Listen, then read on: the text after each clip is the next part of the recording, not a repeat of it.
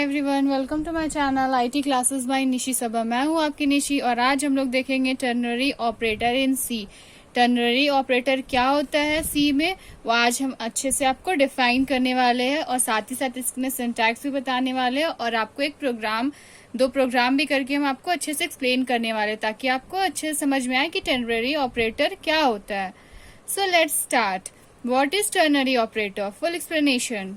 Ternary operator deal with 3 operand. Ternary operator जो रहता है ये डील करता है 3 ऑपरेंट्स में, मतलब ये 3 ऑपरेंट्स के साथ वर्क करता है। It is also called conditional assignment operator. इसको हम लोग क्या बोलते हैं? Conditional assignment operator. इसको because the value assign to the variable depend on a logical expression. क्यों इसको बोलते हैं कंडीशनल असाइनमेंट ऑपरेटर? क्योंकि जो वैल्यू इसमें असाइन होता है वेरिएबल में वो डिपेंड होता है लॉजिकल एक्सप्रेशन में। इस वजह से इसको हम लोग कंडीशनल असाइनमेंट ऑपरेटर भी बोलते हैं। The conditional operator behave like on if else statement. जो कंडीशनल ऑपरेटर रहता है वो किसकी तरह बिहेव करता है? इफ एल्स स्टेटमेंट की तरह।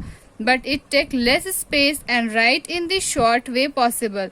और लेकिन क्या होता है इसमें एक चीज कि ये क्या करता है, ये लेस स्पेस लेता है और लिखता है इसको शॉर्ट वे। जितना ज्यादा शॉर्ट वे हो उतना से ज्यादा ये शॉर्ट में इसको लिखता है। यही बेसिक पॉइंट है कंडीशनल ऑपरेटर का। जैसे कि हम बताए कंडीशनल ऑपरेटर को टर्नरी ऑपरेटर भी बोलते हैं। तो इसका सबसे मेन पॉइंट क्या हुआ कि टर्नरी ऑपरेटर या फिर कंडीशनल ऑपरेटर जो रहता है ये सिर्फ 3 ऑपरेंड पे डिपेंड करता है। 3 ऑपरेंड में ये वर्क करता है। चलिए इसका सिंटैक्स देख लेते हैं। सिंटैक्स क्या है? Variables, text expression, then expression 1, expression 2।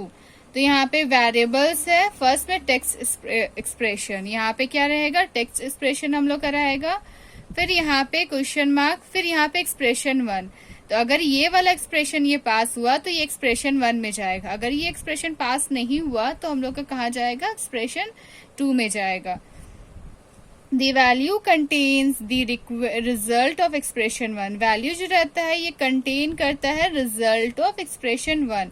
If the test condition is true, जैसे अभी हम जस्ट बताए कि जो हम लोग का टेस्ट कंडीशन अगर ये ट्रू रहा तो ही यहाँ पे इसका फर्स्ट वाला एक्सप्रेशन वर्क करेगा। अगर ये ट्रू नहीं रहा तो क्या करेगा ये? देन फिर ये हम लोग का सेकेंड एक्सप्रेशन में चला जाएगा। फिर जो हम लोग का सेकेंड एक्सप्रेशन में रहेगा वही इसका आउटपुट हो जाएगा।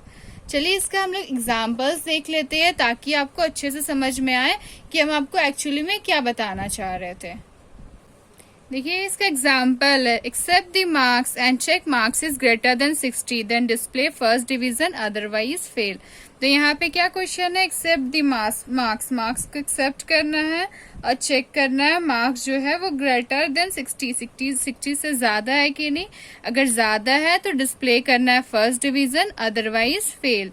तो इसको हम लोग कैसे लिखेंगे? हैश इंक्लूड studio.h, ये हेडर फाइल्स है, studio.h लिखेंगे। देन हैश इंक्लूड conio.h, ये दोनों हेडर फाइल्स हम लोग लिखते हैं। देन उसके बाद void main की जगह आप int main भी लिख सकते थे, वो आप पर डिपेंड होता है। Then curly braces open, then int marks।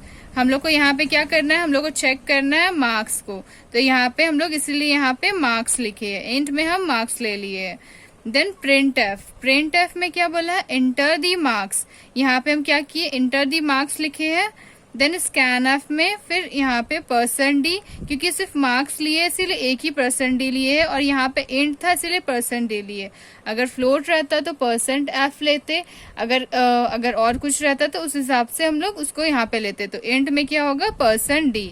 उसके बाद एंड मार्क्स, यहाँ पे मार्क्स को हम लोग लिख लिए क्योंकि यहाँ पे हम लोग मार्क्स को इनपुट कर रहे हैं तो यहाँ पे इसलिए इसका मार्क्स ले लिए। अब क्या बोला है क्वेश्चन में? Marks is greater than 60 then display first division. अगर मार्क्स ग्रेटर देन 60 रहेगा तो डिस्प्ले करना है फर्स्ट डिवीजन अदरवाइज फेल। तो यहाँ पे हम लोग मार्क्स लिए, marks is greater than equal to 60, मतलब यहाँ जो मार्क्स रहेगा ये अगर 60 से ज्यादा रहा तो हम लोग को क्या करेंगे? तब ये वाला हम लोग का जो है ये यहाँ पे आ जाएगा। तो ये क्या प्रिंट करेगा? प्रिंट है फर्स्ट डिवीजन। तो यहाँ पे क्या प्रिंट करेगा? First division. उसके बाद अगर यहाँ पे 60 से कम रहेगा तो क्या प्रिंट करेगा? फेल। इसके बाद गेस्ट उसके बाद फिर कर्ली ब्रेसेस क्लोज। चलिए इसका एक ड्राई रन भी हम आपको बता देते हैं कैसे होगा। तो जस्ट हम लोग इसको देख लेते हैं। जैसे यहाँ पे हम लोग को क्या है, मार्क्स बोला है, तो इंटर दी मार्क्स। अगर यहाँ पे मार्क्स हम ले लिए, लेट कर लिए 50, तो 50 is greater than equals to 60। क्या 50 जो है वो 60 से बड़ा है? नहीं, 50 जो है वो छोटा है। तो ये क्या करेगा, सबसे पहले यहाँ चेक करेगा 60 से बड़ा है, यहाँ पे देखेगा कि नहीं, फॉल्स है। तो ये क्या करेगा, ये वाला कंडीशन को स्किप करके ये डायरेक्टली जो है ये वाला में आ जाएगा और प्रिंट ऑफ क्या कर देगा, फेल। अगर यहाँ पे फिर अगर हम लोग मान लीजिए नेक्स्ट हम लोग दे दिए यहाँ पे मार्क्स 90, तो यहाँ चेक करेगा सबसे पहले यहाँ कंडीशन, मार्क्स जो है ये 90 से ज्यादा है। अगर 90 है यहाँ पे मार्क्स है तो यहाँ 60 जो है 60 से ज्यादा है 90, तो यहाँ पे क्या करेगा, प्रिंट कर देगा फर्स्ट डिवीजन। तो यहाँ पे हम लोग का जब आउटपुट आएगा तो क्या आएगा, फर्स्ट डिवीजन। और तो ये रहा इसका फर्स्ट एग्जाम्पल्स। अब चलिए इसका एक और एग्जाम्पल्स देखते हैं।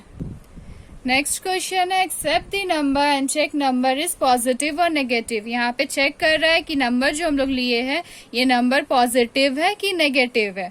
तो इसका चलिए इसका प्रोग्रामिंग देख लेते हैं। Hash include studio dot H, hash include conio dot H, ये दोनों हेडर फाइल्स हम लोग लिखते हैं जैसे हम बताए थे हर प्रोग्रामिंग में लिखते हैं, तो यहाँ भी लिख लिए।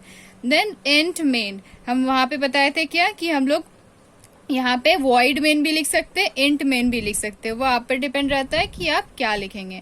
देन उसके बाद कर्ली ब्रेसेस ओपन, उसके बाद इंट एन, इंट यहाँ पे एन ले लिए, यहाँ पे एक्सेप्ट दी नंबर बोला था इसलिए यहाँ पे इंट एन ले लिए हम लोग। आप चाहे तो कोई और भी लिख सकते हैं यहाँ पे कैरेक्टर बी सी, वो आप पे डिपेंड होता है। उसके बाद प्रिंट एफ, प्रिंट एफ में क्या किया, एंटर दी नंबर, यहाँ पे नंबर हम लोग यहाँ पे प्रिंट करने के लिए लिए है। Next scan F, scan F में क्या करें, यहाँ पे परसेंट डी लिए है, तो यहाँ पे इंट एन लिए, इंट लिए है इसलिए यहाँ पे परसेंट डी लिए, परसेंट डी, देन कॉमा, फिर यहाँ पे एंड एन, यहाँ पे इंटर दी नंबर लिए थे इसलिए यहाँ पे एन था इसलिए यहाँ पे हम लोग एन लिए। अब क्या हम लोग को चेक करने बोला, नंबर जो है वो पॉजिटिव है कि नेगेटिव है। तो इसका क्या होता है, n इज ग्रेटर देन और इक्वल्स टू 0। अगर जो हम लोग का n नहीं, मतलब n में जो भी नंबर लिए या तो वो ग्रेटर होना चाहिए 0 से या 0 होना चाहिए। अगर 0 से कम हुआ, जैसे अगर माइनस में रहा तो वो पॉजिटिव हो जाएगा, अदरवाइज वो नेगेटिव हो जाएगा। तो यहाँ पे वही है, n is greater than equals to 0, अगर है तो print f positive number, otherwise print f negative number. उसके बाद रिटर्न 0, यहाँ पे इंट लिए इसीलिए यहाँ पे रिटर्न 0 लिए, यहाँ वॉइड मेन लेते तो यहाँ पे गेट ch लेते। उसके बाद कर्ली ब्रेसेस क्लोज। चलिए इसको हम एक बार अच्छे से डिफाइन करके बताते हैं कि ये कैसे वर्क करेगा। तो यहाँ पे n का वैल्यू अगर मान लीजिए हम लोग 6 ले लेंगे, तो 6 जो है वो क्या 0 से बड़ा है, देखिए 6 जो है ये 0 से बड़ा भी नहीं है, मतलब और ये इक्वल्स टू भी नहीं है, सॉरी ये बड़ा है और इक्वल्स टू भी है। तो ये क्या हो जाएगा, यहाँ पे हम लोग का आउटपुट आएगा पॉजिटिव नंबर। नेक्स्ट अगर हम लोग यहाँ पे -4 दे दिए तो क्या ये 0 से बड़ा है, -4 तो यहाँ पे 0 से बड़ा नहीं है, ये छोटा है। तो छोटा है तो ये क्या करेगा, यहाँ से ये वाला जो है ये इसको स्किप कर जाएगा और हम लोग का ये सेकंड वाला आउटपुट दिख जाएगा। तो क्या ये प्रिंट एफ पॉजिटिव, तो यहाँ पे क्या हम लोग को दिखा देगा पॉजिटिव नंबर। अगर यहाँ पे हम लोग चलिए ले लेते हैं 0, तो 0 क्या ग्रेटर देन इक्वल्स टू 0 है, क्या ये 0 बड़ा है, बड़ा तो नहीं है लेकिन इक्वल्स टू 0 है। तो अगर इक्वल्स टू 0 भी है तो भी ये क्या करेगा, ये फर्स्ट कंडीशन में ही जाएगा। तो क्या प्रिंट करेगा, पॉजिटिव नंबर। तो यहाँ पे हम लोग का आउटपुट में क्या आएगा, पॉजिटिव नंबर। तो ये हो गया हम लोग का टर्नरी ऑपरेटर इन सी। देखिए ये 3 कंडीशन पे वर्क किया, यहाँ पे ये फर्स्ट कंडीशन, ये सेकेंड कंडीशन, ये थर्ड कंडीशन, एक ही लाइन में 3 कंडीशन पे ये वर्क किया और हम लोग का आउटपुट मिल गया। सो आई होप आपको टर्नरी ऑपरेटर बहुत अच्छे से समझ में आ गया होगा, आपको समझ में आ गया होगा कि ये वर्क कैसे करता है, टर्नरी ऑपरेटर होता क्या है, उसका सिंटैक्स क्या होता है और इसका एग्जाम्पल्स में हम लोग कैसे इसका प्रोग्रामिंग लिखते हैं। तो ये आपको अच्छे से समझ में आ गया होगा। अगर आपको कोई डाउट्स है, कोई प्रॉब्लम है तो आप कमेंट करके मेरे को बता सकते हैं। तो अगर आपको मेरा वीडियो पसंद आया है तो एक लाइक जरूर करिए और मेरे चैनल को सब्सक्राइब जरूर करिए। So thank you.